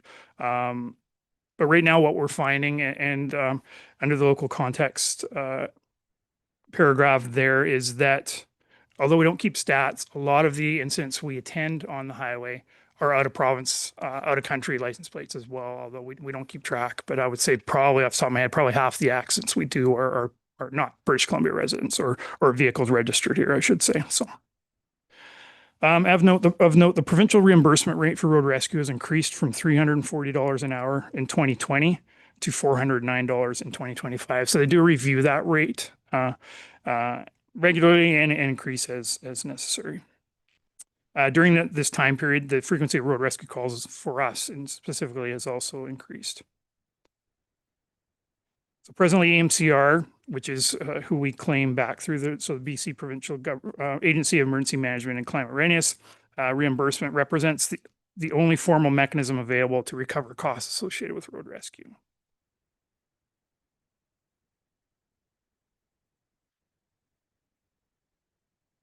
So allocation of overhead costs. So the issue with current service models is that it only considers the marginal cost of responding to road rescue calls rather than partnering with local governments to help pay for the total cost of outfitting fire departments that is essential for the delivery of the service.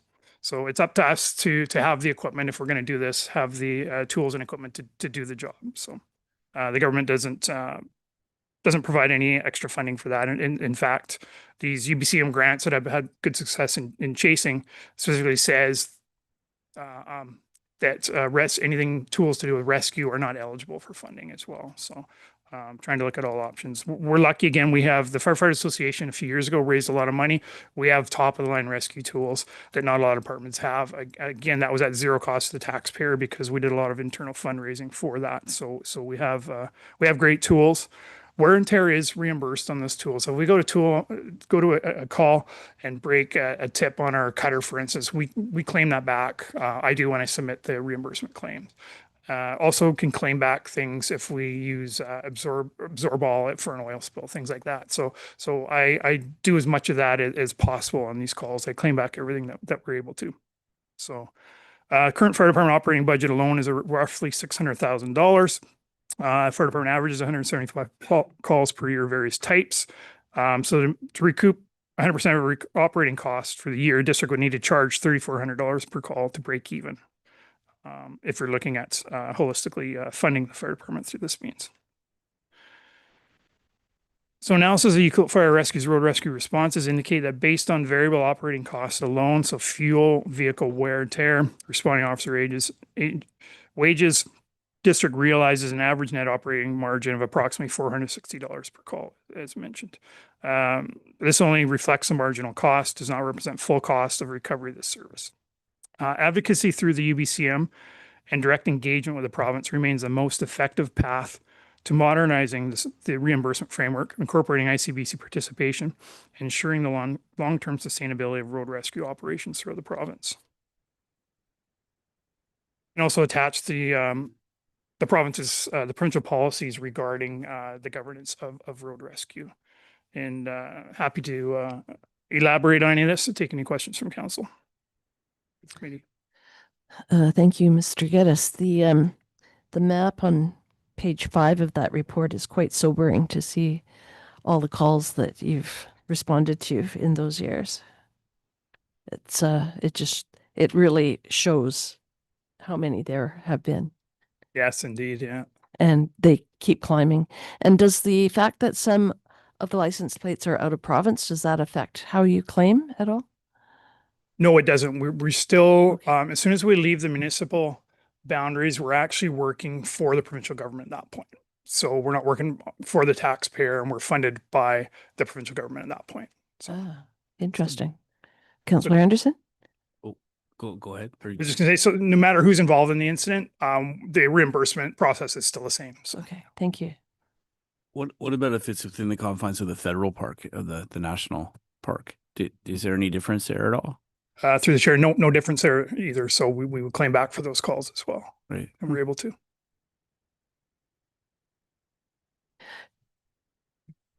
Councillor Noel?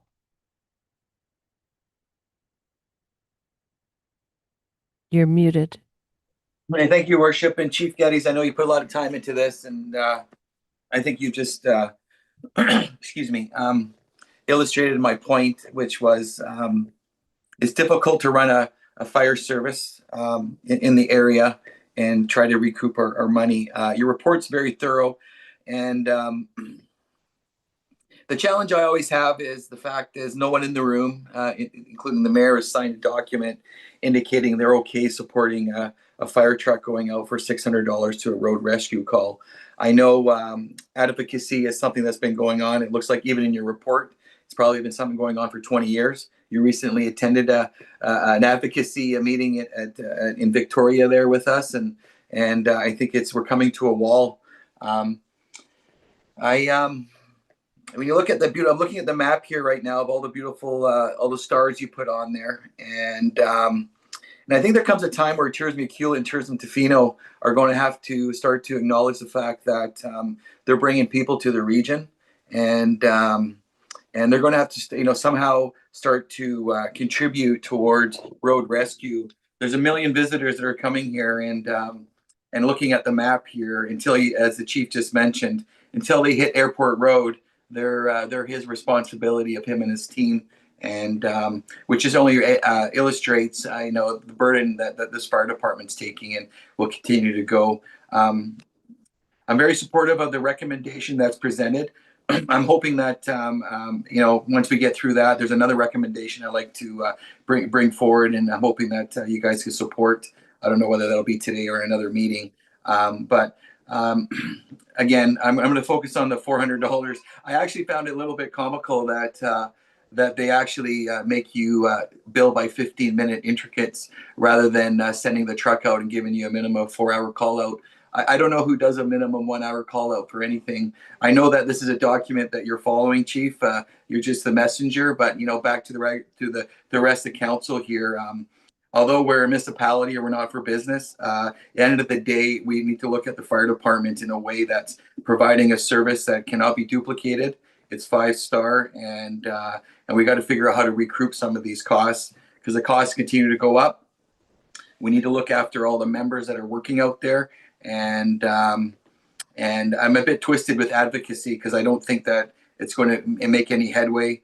ICBC, when you go to a road rescue call, the Ministry of Health is being well compensated when that ambulance is sitting there, getting reimbursed for their calls. The tow truck is being well compensated for their calls, and then the chief is sitting there having to bill out in 15-minute intervals with an hour guarantee. I struggle with that. Being a guy who owns a lot of equipment, I don't know who would send a truck out for an hour minimum. We need to provide the service. We're bringing the tourist here, and so is Tofino. But this really illustrates that the burden this is having on the taxpayers, which is you and I. And the taxpayers is the business community. A lot of these members are working for people in the community, and they're leaving the places of work in order to go to these road rescue calls. So it's not just the local government that's having to be out of pocket through the taxpayers, but there's also businesses that are allowing employees to leave to attend these calls. And I'm one little stab towards us. We've also doubled the tax base for those businesses in the last 4 years. So they got a double whammy here. So I would I don't know what the end is, but I really think that would be wonderful to see staff provide a bit of out of the box options, because I know I've said it already twice here. I believe Tourism McEwen and Tourism Tofino have an obligation and to contribute towards the people that they continue to bring to the West Coast. And Chief, again, thanks for opening up this can. I know I've sent you a long-winded texts over the years on this thing. I think that this Pandora's box needs to be opened, and I think ICBC needs to be on the hook here for the 5-star service. And I'll just close on saying that I do appreciate the 8-9 years that you spent here. You came here as a newly first positioned chief. The way you've articulated yourself this evening here in all these reports, I'm there. You're going to a wonderful spot, you and Donna, and I think this has been a wonderful learning ground for you. You've added tremendous value to the region, and I wish you nothing but success. I really wish that we would have maybe made some success on this portfolio, but I know you're going to a region that probably has the same headache, and I hope that you'll be able to shake a few trees over there as well, and as you get into your circles and kind of really try to figure out how we're going to get all these fire departments proper compensation for these important files. Thanks, Councillor Noel. I appreciate the kind words. Yeah, I'm on board with this. Unfortunately, there just aren't a lot of avenues, that are moving forward in this area. One thing that the committee, could also recommend to council. It's not in this report because it wasn't one of the questions asked, but some municipalities are also looking at the possibility of billing back for attending medical calls in the community, similar model as to what's going on in the road rescue. Because to attend those calls, it's a great service we provide. But it's entirely voluntary on behalf of the municipality. It's the municipality's choice to do that. So perhaps another avenue that if council is looking at alternate means of funding departments, and I don't know exactly what towns off the top of my head have pursued this. I want to say Prince George perhaps looked into this a few years ago and brought that forth to UBCM. Again, this wasn't in this particular report because it's a similar subject, but not what was asked. So, but perhaps another avenue to chase if we are looking for more provincial funds to support municipal fire services. Thank you. That's great information because quite often the fire department is first on the scene before the ambulance, correct? Yeah. Absolutely. Any other comments or questions? Your Worship, if I could just add to it, it's and I thank Chief Geddes for this report, because it does really highlight a major burden and tax to your local volunteer fire department. If you look at, and they provide an amazing service, and some of those, as you know, some of those incidents are very traumatic incidents that these are volunteers responding to. So it takes a toll on the crews, and I know the critical incident response to those volunteers, the chief and the deputy chief provide some really good care to them, but it is a burden, and has a great service that's provided. And it's one of the things in my short time here and talking to other resort municipalities, the three things that always come up is how does a small tax base provide water, sewer? And then the third one is always emergency services such as fire and rescue. I think Ucluelet even more so, and Tofino, but particularly Ucluelet, because you have such a long area where there is no other service, and it's heavily dependent upon this operation to respond quite far. And again, you see the map absolutely shows that. I think any support or options that council can come up with or want staff to explore. I think Councilor Noel has a few other ideas. We're open to anything to explore it. I think it's been going on far too long without adequate compensation and recognition of the services. So anything that the council can direct us to do, we'll find ways to do it. Thank you. It shows that some of the UBCM resolutions that have been acknowledged and endorsed by UBCM over the years, but even that hasn't really done anything. So you kind of wonder if you're spinning your wheels at some of these things.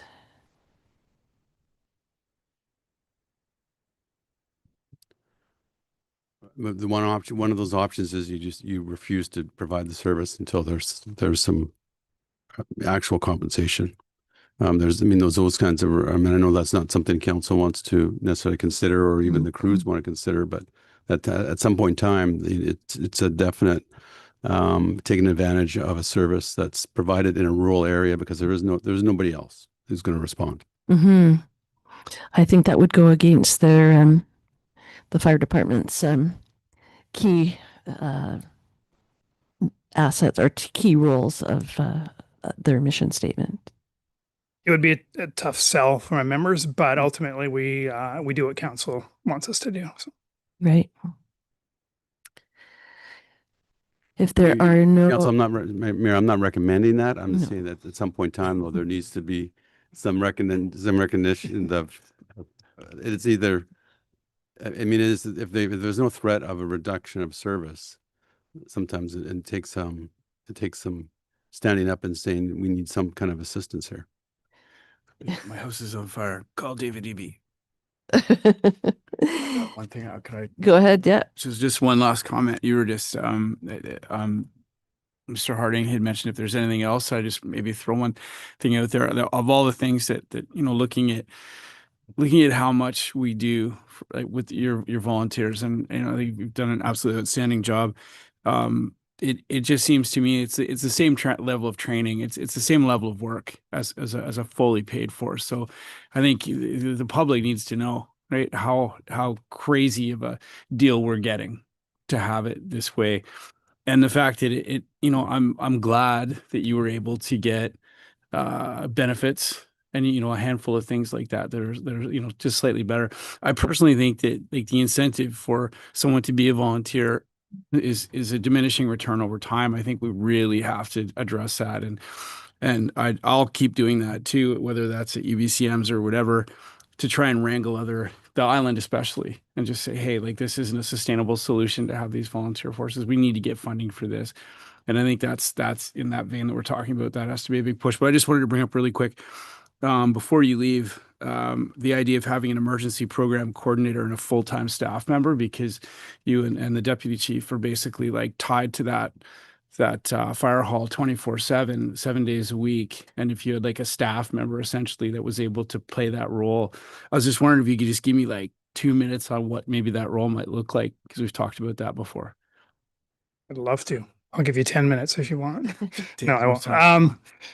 Yeah, I think moving forward as the community progresses and we get busier and busier, and there's more and more training requirements and legislative requirements on the municipality in general. Right now, emergency management clearly is part of my role, and I enjoy that.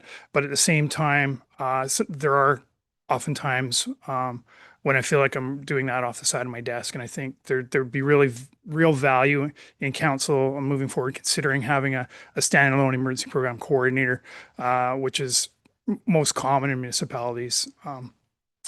And another vision, that I had is that position might work well here is if that person could be a a full-time firefighter as well, our fire captain. So during the week, Monday to Friday, we'd have another responding person.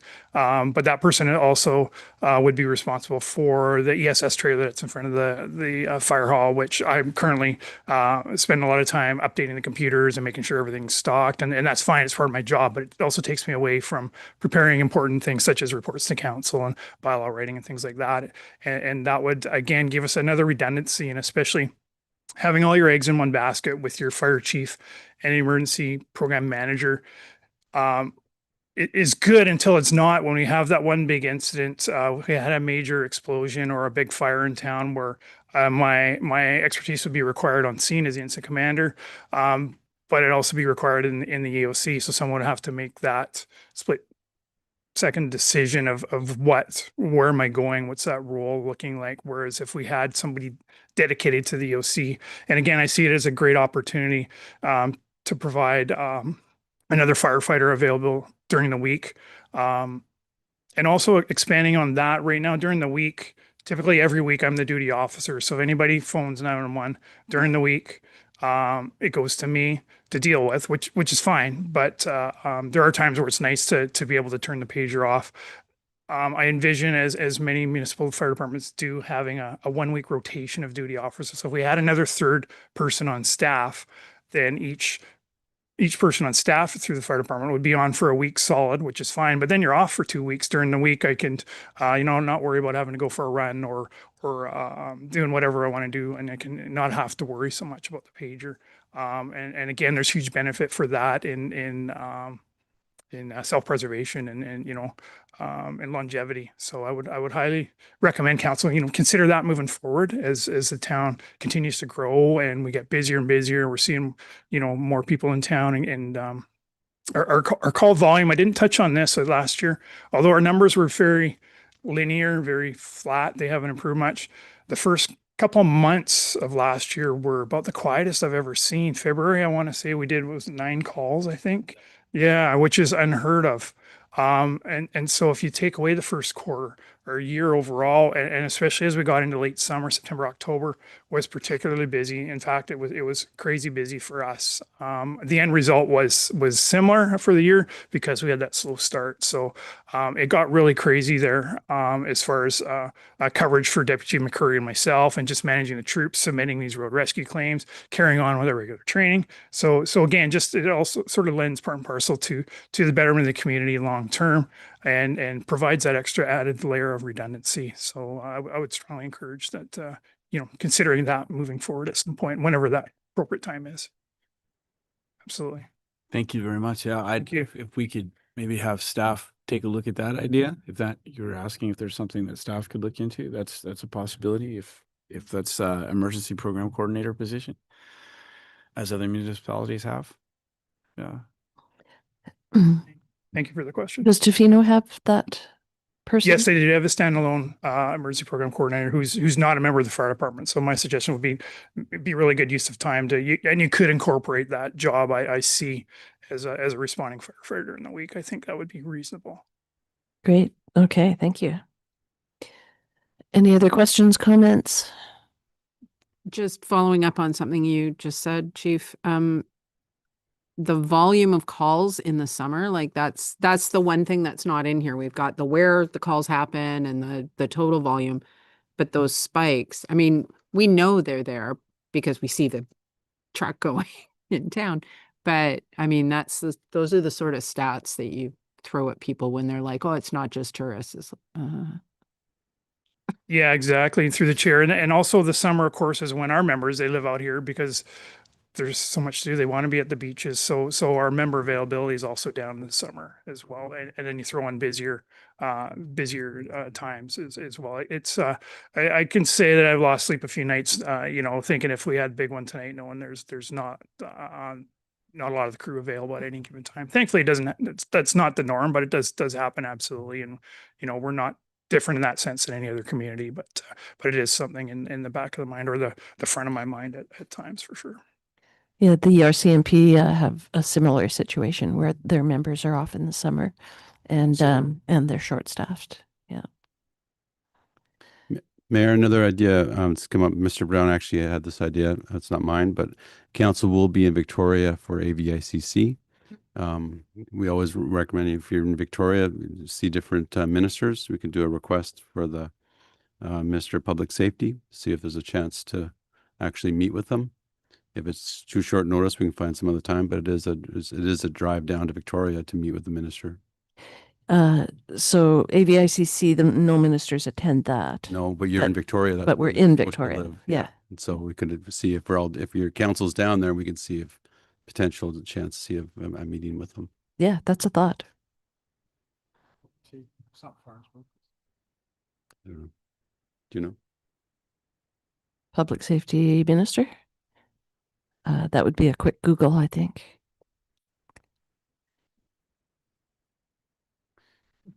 And if I could add, Madam Chair, just because I'm leaving town, I'm happy to support the new person in the position with, sharing any knowledge or anything that I've been working on, and because I've got to know the area fairly well, so I'm happy to continue. Your that. expertise would be great. Yeah.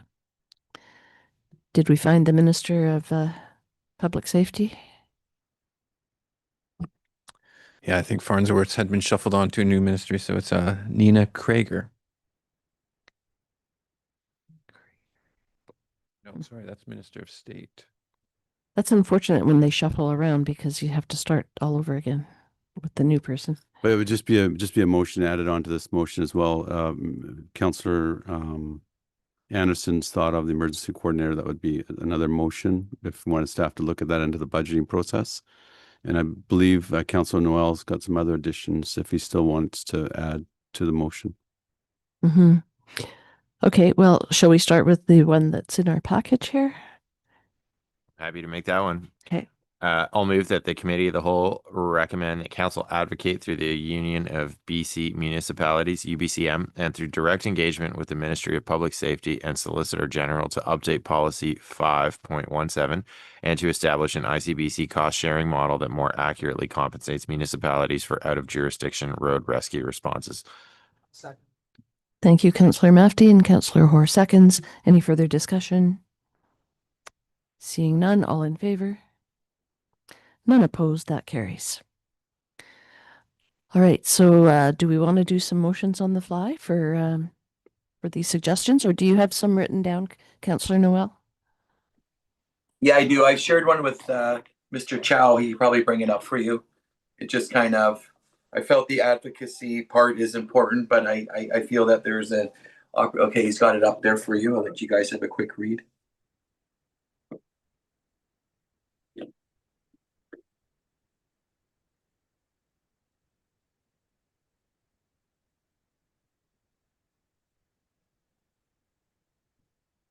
I don't think we're going to be better educated than we are today regarding this file. And I just want to bring this motion forward. If you don't mind, I'd like to read it out. Yeah, go for it. I move that staff be directed to report back to council with specific funding options, including tourism-based contributions, regional partnerships, and service-based cost recovery models to support emergency services and road rescue operations as both the interim, bridge, and long-term funding solution. I'll second that. Councillor Hoare seconds. Further discussion? Yeah, just a couple little bonus round items. You know, I think the advocacy, as you said, gets frustrating for me, but I just really want to, when staff looks into this, one thing I've brought up many times is campsites on the West Coast pay zero in hotel tax, and that's including Parks Canada at Greenpoint. There are options here to find funding without going to the local residents of the Ucluelet or Tofino. We know what campers bring. They usually bring chaos, and so there are some opportunities. I look forward to staff's report. I would like to just kind of think out of the box and look at probably a large audience that's coming to the West Coast that I feel is not contributing to hotel tax, much like affordable housing has been able to be used as an agreeable solution for diverting some of that money. I believe emergency services, when we do the advocacy component, should be included to this. And there is the crumbs are out there. We just need to start pushing to make sure that they get charged adequately. And thank you for putting this on the floor. Any further discussion? Councillor Hoare? I'm fully for this. I do think that, we need to find some creative solutions. I'm with you, Councillor Noel, on that, there is nobody that gets a minimum 1 hour call out. That to me is a bit nuts, especially given the distance that the fire department is going. And of course, we have to deal with lack of cell service. So then you guys get turned around, but not turned around until pretty much it's too late. You're past the junction and you don't know about it until you can't find an incident. That sort of thing is a bit crazy. So yeah, I'm fully in support of finding a way to make this a bit more sustainable, because we've got a great service and a fabulous team, and we need to support them as best we can. So outside the box, I'm all for it. And I know Tourism Ucluelet has looked at how to get people at campsites to pay the HRT, and I don't know how far they've gotten with that, but they realize it's an issue that campers aren't paying tax, which could help to go towards some of these things. Okay, seeing no more discussion, all in favor? None opposed, that carries. And was that your last one, Councillor Noel? Yeah, that was it. That one, I appreciate that. Okay. Councillor Anderson, did you want to Vote a motion for that. throw one out there? I will move to direct. Oh, sorry, you have to. Oh no, is this? You did it. That's first rodeo here. I will move that the committee of the whole recommends to council that staff be directed to report back at budget time of the possibility of adding a position of emergency management coordinator. I'll second that. Thank you. Councillor Hoare seconds. Further discussion? I think it's a great idea. Seeing no further discussion, all in favor? I can't see Councillor Noel, but I am assuming he's in favor. There he is. Okay. None opposed. That carries. Thank you. And I think that concludes our motions on the fly. Yeah, it's not necessarily on the fly because this is a community of the whole. So this is where you make these, because then you still have to confirm them at council At meeting. council, Yeah, correct. so this Yeah. is really a good time to do those kind Yeah. of motions. Unless you want us to look at having a meeting with the Minister of Safety. Yeah, sure. It's worth a try for sure. Does that need to be a motion? I think it's good to have a motion, sure. Okay. Yeah. Can we direct? Okay, Ed's typing it up. Mr. Brown. Your worship, who was it that we met in September? Was that same minister, or was that a different ministry? That was Farnsworth, I think. No, oh man. Oh, for roads, yeah, for the Oh, for the was Eck Jobs. yeah, not Ravi. It was Why can't I think of It it? was a woman. Brittany. Was At it? No. UBCM, it was Christine Boyle, Mr. Boyle. Yeah, Yeah. Mr. Boyle. That Minister Boyle, that's who it was. Okay. Housing, right? Actually, Mayor, Mhm. Mr. Brown just mentioned that the first motion actually already gives us advocacy to go ahead and do it. So the advocacy would set up meetings. So we're good. Okay, so we don't need a separate one to set a meeting up with Minister Krager? We'll find them. Her, Sure. Nina. Them. We'll find them. Yeah, Nina. Okay, we're done with this. We're good. Okay, thank you, Chief Geddes. Now moving on to question period. This is an opportunity for the public to ask questions and comment on matters within council's jurisdiction. There are no audience members, I don't think, that wish to speak. Mr. Chow, are there any members of the public attending by Zoom or telephone that wish to address council?